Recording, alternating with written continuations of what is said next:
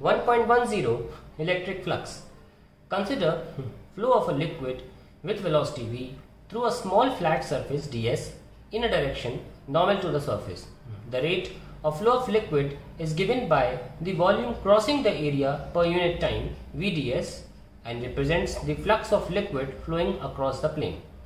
If the normal to the surface is not parallel to the direction of flow of liquid, that is to v, but makes an angle theta with it, the projected area in a plane perpendicular to v is vds cos theta. Therefore, the flux going out of the surface ds is v dot n cap ds. For the case of electric field, we define an analogous quantity and call it electric flux. We should, however, note that there is no flow of physical observable quantity unlike this case of liquid flow. In the picture of electric field lines described above, we saw that the number of field lines crossing a unit area placed normal to the field at a point is a measure of the strength of electric field at that point. This means that if we place a small planar element of area delta S normal to E, that is electric field at a point, the number of field lines crossing it is proportional to E delta S. Now, suppose we tilt the area element by an angle theta. Clearly, the number of field lines crossing the area element will be smaller. The projection of the area element normal to E is delta S cos theta. Thus, the number of field lines crossing delta S is proportional to E delta S cos theta. When theta equals to 90 degree, field lines will be parallel to delta S and will not cross it at all. The orientation of area element and not merely its magnitude is important in many contexts. For example, in a stream, the amount of water flowing through a ring will naturally depend on how you hold the ring. If you hold it normal to the flow, maximum water will flow through it than if you hold it with some other orientation. This shows that an area element should be treated as a vector. It has a magnitude and also has a direction. How to specify the direction of a planar area? Clearly, the normal to the plane specifies the orientation of the plane. Thus, direction of planar area vector is along its normal. How to associate a vector to the area of a curved surface? We imagine dividing the surface into large number of small area elements. Each small area element may be treated as a planar and a vector associated with it as explained above. Notice one ambiguity here. The direction of an area element is along its normal, but a normal can point in two directions. Which direction do we choose as the direction of the vector associated with the area element? This problem is resolved by some convention appropriate to the given context. For the case of a closed surface, this convention is very simple.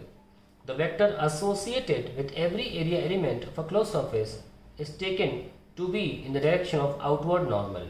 This is the convention used in figure 1.19.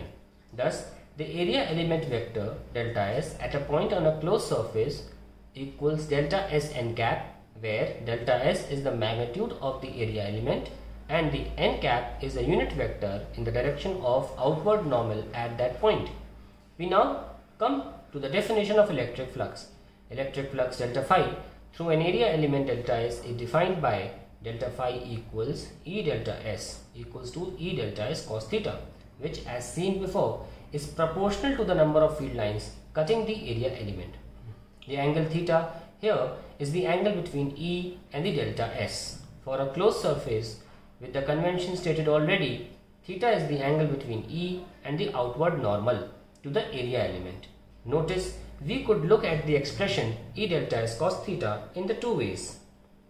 E delta S cos theta, that is E times the projection of area normal to E, or E perpendicular component of the electric field into delta S, that is component of electric field along the normal to the area element times magnitude of the area element. The unit of electric flux is Newton per Coulomb times meter square.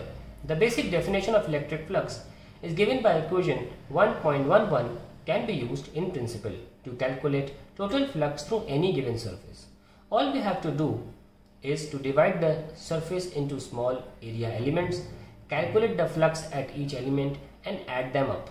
Thus, the total flux through a surface S is E delta S, and summing up all those components.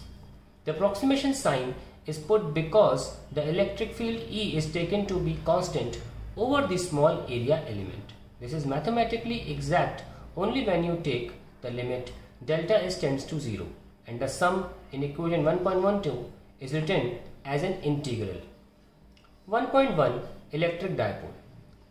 An electric dipole is a pair of equal and opposite point charges q and minus q separated by a distance 2a.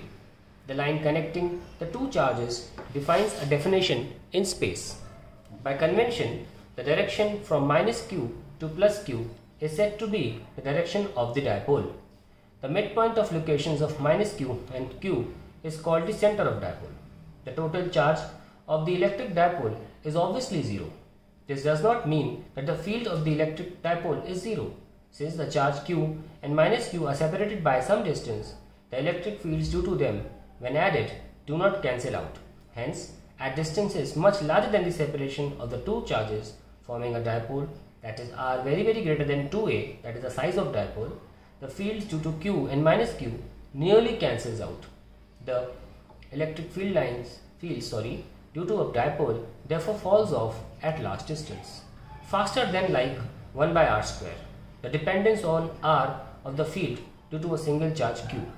As we know that 1 by r square is the dependence of the electric field due to a single charge, whereas what they are trying to say here, for a dipole, the rate of decrease of field is faster. These qualitative ideas are borne out by the explicit calculation as follows.